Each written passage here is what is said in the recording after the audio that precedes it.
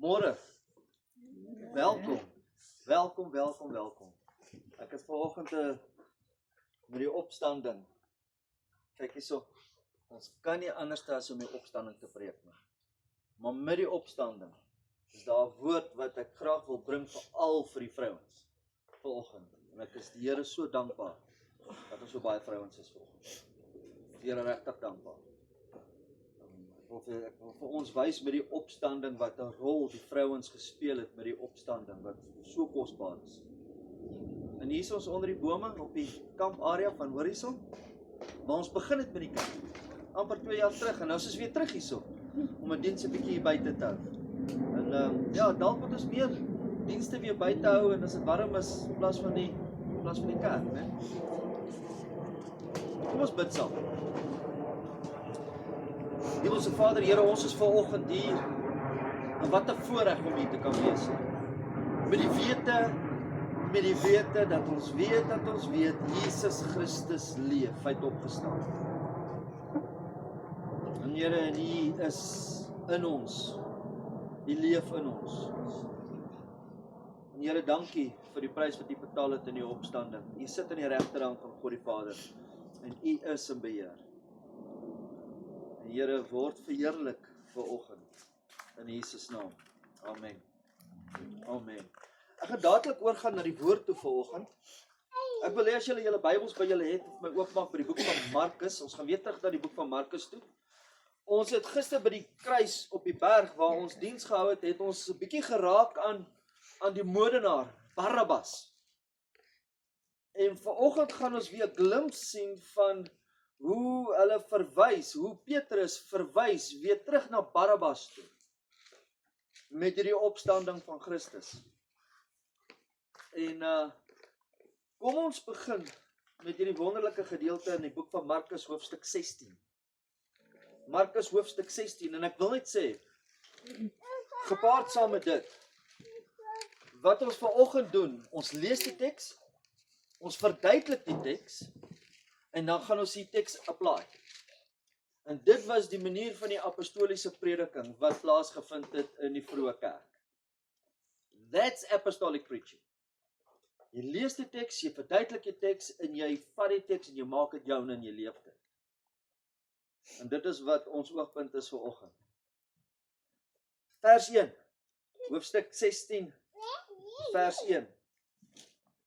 En toe die Sabbat verby was, het Maria Magdalena en Maria die moeder van Jakobus en Salome speserye gekoop om hom te gaan salf. En baie vroeg, op die eerste dag van die week, net na sonop, kom hulle by die graf. En hulle sê vir mekaar, wie sal vir ons die steen voor die opening van die graf wegrol? En toe hulle opkyk, sien hulle dat die steen weggerol was, want dit was baie groot. En toe hulle in die graf ingegaan het, sien hulle 'n jong man met 'n lang wit kleed om, aan die regterkant sit. En hulle het baie geskrik. En hy sê vir hulle, moenie verskrik wees nie. Julle soek Jesus, die Nasareëner wat gekruisig is. Hy het opgestaan. Hy is nie hier nie. Daar is die plek waar hulle hom neergelê het. Maar gaan en vertel vir sy disippels en vir Petrus dat hy voor julle uitgegaan het Galilea. Daar sal julle hom sien, soos hy vir julle gesê het. Toe gaan hulle hastig uit in vlug van die graf af weg. En bewing en ontsetting het hulle aangegryp. En hulle het vir niemand iets gesê nie, want hulle het gevrees. In die onfeilbare woord van die Here. En ek gaan begin in die middel. Die opstanding van Christus. Die graf is leeg. Hy het oorwin.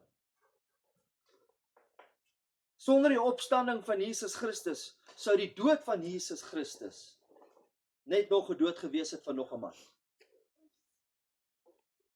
En sonder die opstanding van Jesus Christus sou net nog 'n dood gewees het. Die dood van Jesus Christus sou net tragies gewees het. 'n Tragiese dood. Sonder die opstanding van Jesus Christus sou Christendom net nog 'n valse geloof gewees het daar buitekant tussen al die ander vals gelowe wat daar buite is. Sonder die opstanding van Jesus Christus sou die disippels weggekruip het agter hierdie toe deur in stilletjies na 'n lang tyd sou godsdiens weggewaai het. Daar sou niks gewees het. Maar met die opstanding verander alles. Alles het verander met die opstanding. Dit is so onmoontlik vir ons vanoggend om regtig waar die diepte van die opstanding te kan verduidelik, en dit sal ons 'n ewige tyd vat om regtig waar die diepte kan verstaan van die opstanding van Christus. Sal dit in hierdie leeftyd alles uit jy weet, alles kan uit eenheid sit. Dit is net te veel. Hy is die seun van God wat gekom het uit die hemel uit en gesterf het aan die kruis en opgestaan het uit die dode. En hy het opgevaar en hy sit aan die regterhand van God die Vader. En die opstanding is presies wat Jesus gesê het wie hy is. Dit was die grootste wonderwerk wat ooit kon plaasgevind het. Dit was die opstanding wat die volmaaktheid van sy dood aan die kruis vir ons sondes bekragtig het. Dit was die opstanding wat bevestig het dat die Vader die volle prys aanvaar het wat sy seun aan die kruis vir ons gedoen het. Dit was die opstanding wat die bewys was dat Jesus Christus getriomfeer het oor die dood, dat Jesus getriomfeer het oor sonde, en dat Jesus getriomfeer het oor die duiwel, die vyand, die opstanding. Dit is die opstanding wat wys dat daar 'n finale oordeeldag sal wees. Met die opstanding. Hoekom? Want die regter het opgestaan. Die Bybel sê elke knie sal buig en elke tong sal bely dat Jesus Christus die Here is. En vir die wat nie glo nie, vir die wat Christus haat, daar sal 'n aanjaende vrees wees wat oor hulle lewe sal kom. Op die laaste dag. Die opstanding is die grootste boodskap wat uitgegaan het in die vroeë kerk. Dit was die punt van die spies gewees vir die disippels in die boek van Handelinge. En regdeur van Handelinge af, waar hulle die eerste gemeentes geplant het, die prediking, regdeur was dit die opstanding, die opstanding, die opstanding, die opstanding. Dit was primêr gewees in hulle prediking. En wat vir my so hartseer is vandag in ons tyd, is dat daar so min gepraat word van die opstanding. En as daar gepreek word van die opstanding, sal dit dalk wees oor 'n Paasnaweek. Maar tog was die prediking van die opstanding in die disippels se tyd primêr en nie sekondêr.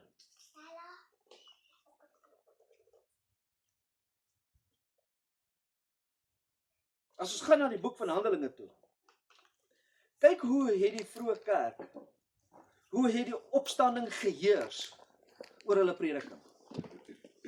Die boek van Handelinge.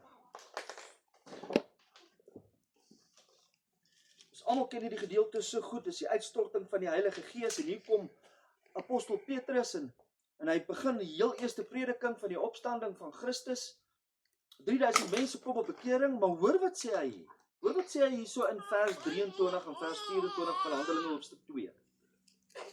Hom wat deur die bepaalde raad en voorkennis van God oorgelewer is, het julle deur die hande van die goddelose manne geneem en gekruisig en omgebring. Luister nou. Hom het God opgewek, nadat hy die smart van die dood ontbind het, omdat dit onmoontlik was, dat hy daardeur vasgehou sou word. Opstanding van die Here. Petrus kan dit nie meer inhou. Nie die opstanding moet uitborrel. Hy kom hier in Handelinge hoofstuk 3 vanaf vers 12. Hier is waar die Petrus hulle 'n krepeel man gesond maak. Hoor wat sê hy toe al die mense begin saamdrom. En toe Petrus dit sien, vers 12, 13, 14 en 15 van Handelinge hoofstuk 3. En toe Petrus dit sien, sê hy vir die volk, Israeliete, waarom is julle hieroor verwonder? Of waarom kyk julle ons so aan, asof ons deur ons eie krag of godsvrug bewerk het, dat hy loop? Die God van Abraham, Isak en Jakob, die God van ons vaders, het sy kind Jesus verheerlik. Hom, wat julle oorgelewer het voor Pilatus, verloon het, toe hy besluit het om hom los te laat. Hier is die gedeelte van Barabbas. En julle het die heilige regverdige verloon en gevra dat 'n moordenaar, Barabbas, aan julle geskenk sou word. En die leidsman tot die lewe het hulle gedood. God het hom uit die dode opgewek, waarvan ons getuies is. Hulle kom getuig het van hierdie opstanding, want hulle het gesien. En hierdie was die punt van die spies. En nog steeds begin hulle te praat oor hierdie opstanding. En hulle gryp vir Petrus en van die disippels en trek hulle voor die raad van die Jode. En weer eens kom Petrus en hy kom praat van die opstanding van Christus. Kyk hierdie boldness, hy's so bold soos 'n leeu. Hy's nie bang nie. Hoor wat sê hulle hierso. Gaan vir my na Handelinge hoofstuk 4 toe, vanaf vers 8 tot vers 10. Daarop sê Petrus, vervul met die Heilige Gees, vol van die krag van die Gees van die Here. Owerstes van die volk en ouderlinge van Israel.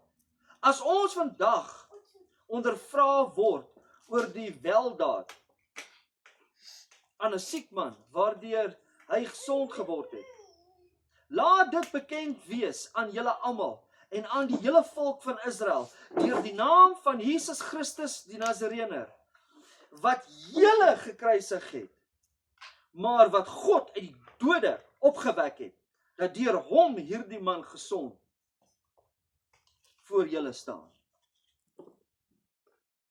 Christus, die opstanding. Kerk, ons Christus leef. Ons koning leef. Hy het opgestaan. En ons staan in oorwinning vir die werk wat Christus gedoen het vir ons in die kruis. En hy gaan verder. En hy kom by Handelinge hoofstuk 5, vanaf vers 28. Het ons julle uitdruklik verbied om in die naam te leer nie? En kyk, julle het Jerusalem met julle leer vervul. En julle wil die bloed van hierdie man op ons bring. En Petrus en die apostels antwoord en sê, ons moet God meer gehoorsaam wees as aan die mense. Die God van ons vaders het Jesus opgewek, wat julle ombring het, deur hom aan die houtkruis te hang. Prys sy naam. Hy leef. En dis waarom ons aan 'n tafel kan sit vanoggend. 'n nagedagtenis wat Christus vir ons gedoen het. Christus leef. Hoekom loop ons vandag in hierdie tyd met ons kop wat hang? Wat wonderbaar is hy. As ons so duidelik in die skrif sien, hy leef. Hy het oorwin. Ons hoop is in hom, wat die werk vir ons gedoen het aan die kruis. Ons hoop is in hom. En daarmee wil ek nou 'n bietjie teruggaan na vers 1 toe. Nou dat ons gesien het wat die opstanding is en hoe die prediking van die opstanding was in die vroeë kerk en hoe hulle gehamer het dat Christus leef, hy het opgestaan. Wil ek julle wys vers 1 hoe daar 'n liefde was vir Christus onder die vrouens. 'n Liefde wat ek in geen ander regtig gesien het met die opstanding nie, maar ek sien dit in hierdie 3 vrouens. Want baie vergewe was, as omdat daar baie lief was. Gaan julle nou die skrifgedeelte gee vir dit, in Lukas hoofstuk 7. Ons gaan dit nou lees. Maar eerstens, kom ons gaan gou terug na vers 1 toe. Kom ons kyk gou na hierdie 3 vrouens. En toe die Sabbat verby was, het Maria Magdalene en Maria die moeder van Jakobus en Salome speserye gekoop om hom te gaan salf. 3 vrouens. Hierdie buitengewone liefde wat hulle het, as ek daai woord kan gebruik, vir Christus, vir Jesus, saam met wie hulle gewandel het. Hulle het hierdie getrouheid, hierdie geloof, hierdie lojaliteit gehad teenoor Christus. Hulle was toegewyd met hulle liefde vir Jesus Christus. En wat hulle hier sê is, hulle moet dit wys. Hulle wil hierdie liefde wat hulle het vir Christus, moet hulle gaan wys. Hulle moet dit op 'n manier, wil hulle dit op display sit, en vir Christus, en wys dat hoe lief hulle hom gehad het. Onthou, Jesus was klaar gebalsam gewees met 100 pond, wat hulle klaar toegedraai het, en hy's in die graf. Daar's klaar rots voor die graf. Maar hierdie vrouens kom, na die Sabbat, hulle sê, maar ons wil hom gaan spices gooi. Ons wil die spices gaan gooi, ons wil hom gaan salf. Terwyl die groot rots, wat baie groot was, voor die graf was. Hulle het nie eens geweet, hoe gaan hulle die rots wegvat nie. Hulle het in geloof gegaan. Vandag, as ons het toe deur sien, dan sê ons, nee, dis seker die Here se wil, dis kom die deur toe is. Ag nee, die dinge werk nie vir my uit, soos wat dit nou uitwerk, en miskien is dit die Here se wil. Nee, hierdie vrouens nie.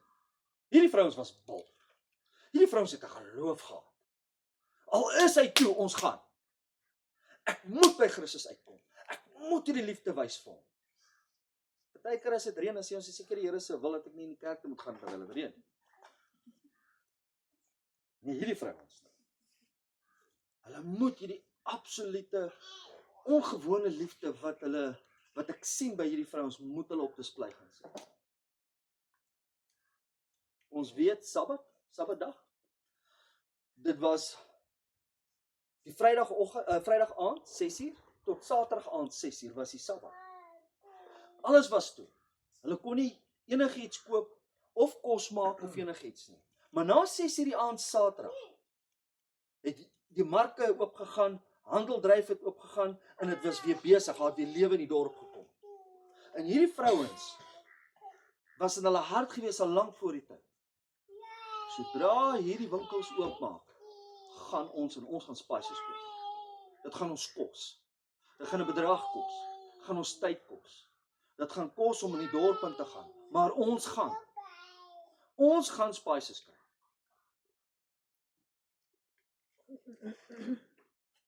En hierdie vrouens gaan om die spices te gaan koop.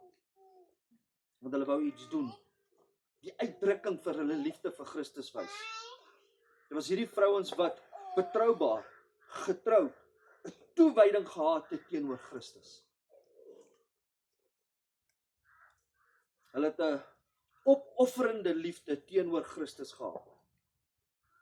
Hulle kom met hierdie kosbare spices om Christus te salf. En die rede hoekom hulle soveel gespandeer het om die spices te kry, vir iemand wat dood is, want hulle het geweet wat Christus vir hulle gedoen het, toe hulle in sonde was. Ons praat van Maria Magdalene wat 7 duiwels uitgedryf was, wat Jesus se voete gewas het met haar trane. Want die wat baie lief het, word baie voor vergewe. En hierdie vrouens weet van waar af hulle kom.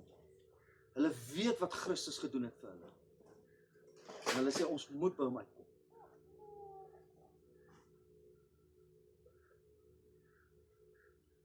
En hierdie vrouens weet, hulle het nou 'n nuwe lewe, 'n nuwe begin, 'n nuwe doel, 'n nuwe betekenis. Hulle het 'n nuwe blyplek, hemel. Hulle weet wat Christus vir hulle gedoen het. En hulle het die vreugde in hulle hart wat hulle nie kan beskryf nie. Gaan gou met na Lukas toe. Lukas hoofstuk 7. Lukas hoofstuk 7 vers 47. Daarom sê ek vir julle, haar sondes wat baie is vergewe, want sy het baie lief gehad. Maar hy vir wie weinig vergewe is, het weinig lief. En hierdie vrouens weet wat vir hulle gedoen was. En hoe lief God hulle gehad het, Christus. En hulle wil daai liefde gaan bewys. Hulle wil daai liefde gaan terugwys. Hulle wil dit weer kaats, terug na hom toe.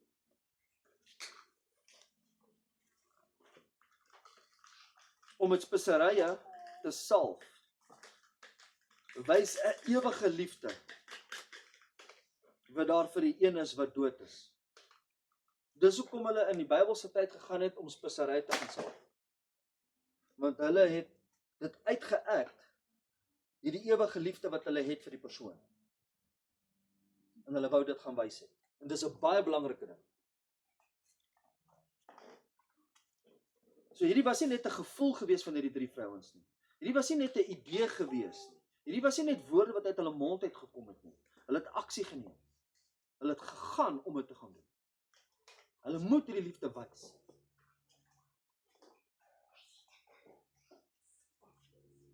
Jy sien die bewys van ware liefde kom altyd met 'n offergawe, met 'n opoffering. Altyd.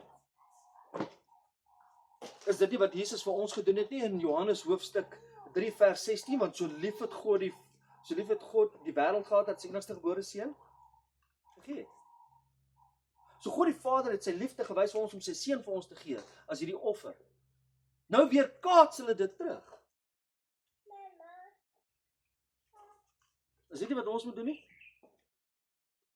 Weet jy hoe wys ons vandag ons liefde vir Christus? Nie om hier by mekaar te kom by 'n diens nie.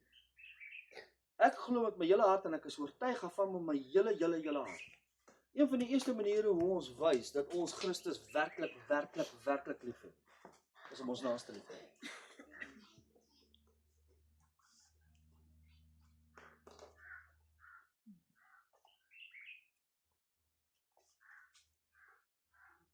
Ware liefde gee. Ware liefde offer. En hulle wil hulle liefde demonstreer nou vir Christus. En dit was hulle bewys. Om 'n graf te besoek het in die donker, want as jy na die ander evangelies gaan kyk, die een evangelie sê dit was donker geweest toe hulle graf toe gegaan het. Die ander ene sê dit was net voor sonopkom. En dit was nog donker geweest toe hulle graf toe gaan het, in die tyd wat hulle by die graf aangekom het die son begin opkom. En vir vrouens om te gewaag het om in die donker na 'n graf toe te gaan wat weg van almal af is, was gevaarlik. Nog meer, vir drie vrouens om te gegaan het na 'n graf toe, een wat gekruisig was soos 'n krimineel, was nog gevaarliker. Genoeg 'n stap verder. Vir drie vrouens om te gegaan het in die donker, iemand wat gekruisig was soos 'n krimineel, en die hele volk was nog in oproer gewees, was nog gevaarliker vir.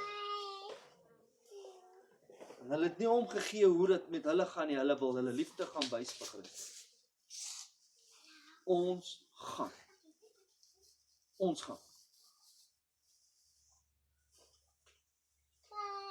Hoe lief hulle hom moes gehad het. Dat hulle bereid was om hulle hele lewe te waag om te kon gegaan het. Om het te kon wys. Jesus Christus wat gekruisig is, en opgestaan het. Kerk, het ons om so lief. Ons om so lief waar ons hart brand vanoggend en sê, ek het iets teen my broer en my suster. Of wat ook al die geval mag wees, kom ek maak reg. Want ek wil my liefde wys vir wat hy my eerste lief gehad het.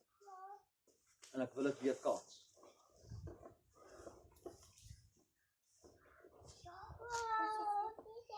Daarom is hierdie oggend vir ons so belangrik. Daarom is dit waar ons by hierdie tafel kan sit vanoggend wat Christus vir ons gedoen het. Sy liggaam wat vir ons gebreek is, geslaan is. Die bloed wat gevloei het, sodat ons vanoggend hier kan staan en sê, Here, ons het U lief. Sodat ons gered kan word.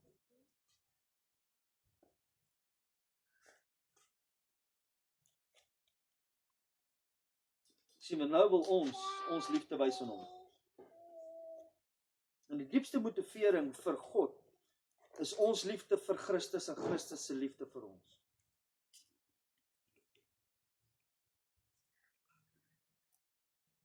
Ek kon nie 'n ander woord kry nie, maar dis die slagdoppie en die plofstof wat binne in die hart is.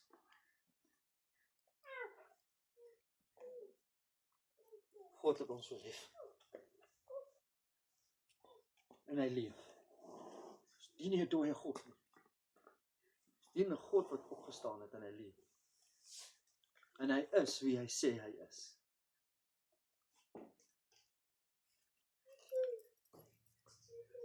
En hierdie vrouens was gedryf gewees deur 'n enorme liefde wat hulle het vir God. Dan sien ons in hierdie gedeelte vers 2.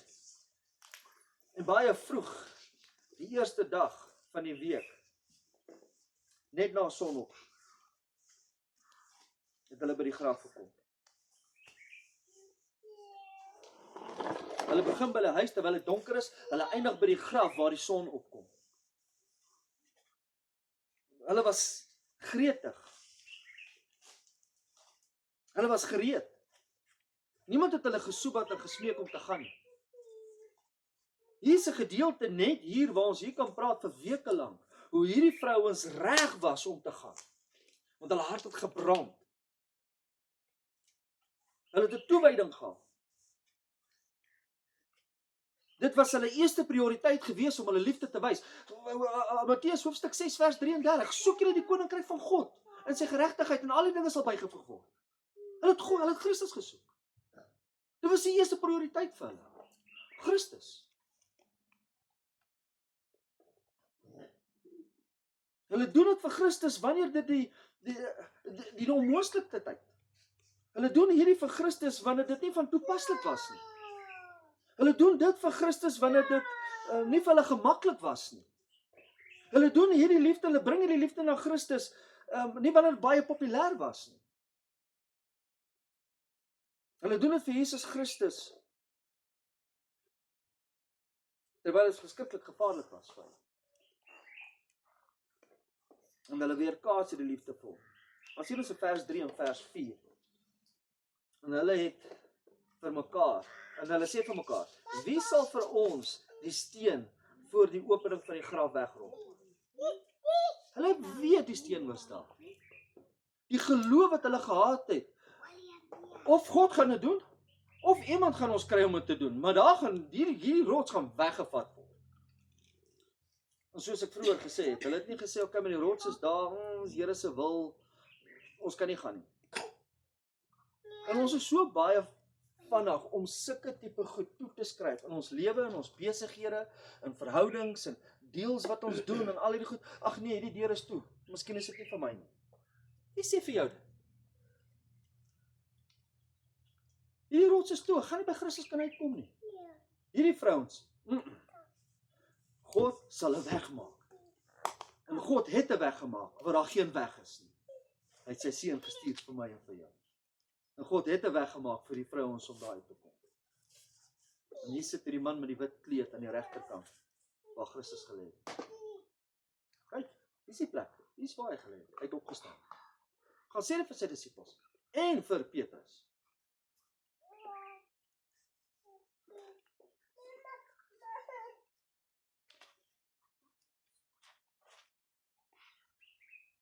Hierdie vrouens kan ons sien was positief.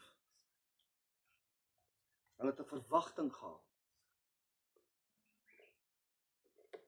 Hulle het beweeg voordat hulle geweet het of enigiets gaan gebeur.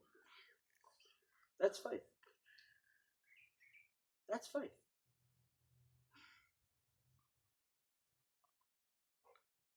Mag dit vir my en vir jou 'n voorbeeld wees van 3 vrouens wat 'n geloof gehad het wat ek kan sê, Here, ek soek die geloof van daai 3 vrouens. Ek wil beweeg voordat ek nog gesien het. Ek wil uitgange geloof. Ek weet U het opgestaan. Ek weet U is vir my. U is nie teen ons nie. Ek weet dit.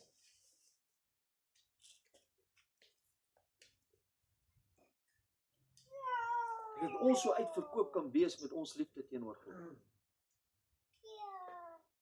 Here, al maak dit nie vir my sin nie. Dis oké. Ek het U lief. Ek sal doen wat U vir my sê. Ek sal gaan vergewe. Ek sal gaan regmaak. Ek sal gaan dit doen. Want ek kom onder U heerskappy. U is die opgestaande. U heers. U is goed.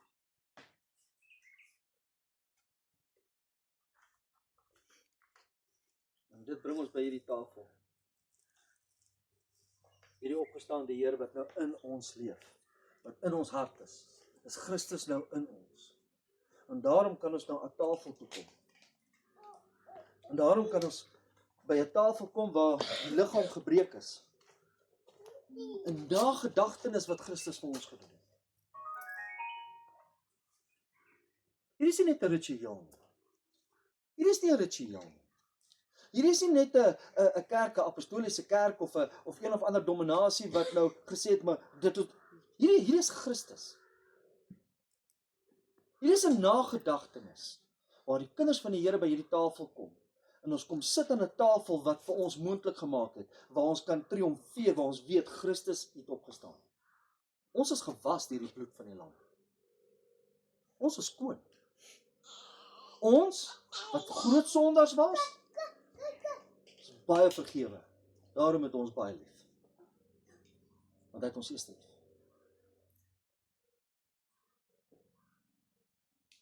En dan maak dit hierdie oggend vir ons spesiaal.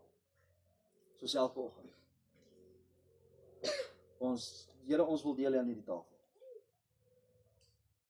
Wat U vir ons gedoen het aan die kruis. Maar ons weet, die kruis is leeg. En Here, ons weet, die graf is leeg. En daarom kan ons hier staan, in nagedagtenis wat U vir ons gedoen het. En weet, die prys wat U betaal het, ons is losgekoop. Vrouens, ek wil spesifiek praat met julle vanoggend. Ek weet nie wat julle deurgaan persoonlik, hier binne. Ek weet nie of daar iets is in julle lewe, of in die gesin, of 'n familie, of 'n kind, waar julle hierdie absolute seer het, bekommernis het, wat jy nog met niemand gedeel het. Ek wil vanoggend vir julle sê, Christus leef. Christus leef. En hy is met jou. En hy sal jou nooit verlaat nie. Nooit nie. Hou vas aan hom. Want hy is 'n waarmaker van sy woord. Hy sal jou deurdra. En hy sal jou gebede antwoord. Want hy het opgestaan. Hy leef. Hy leef.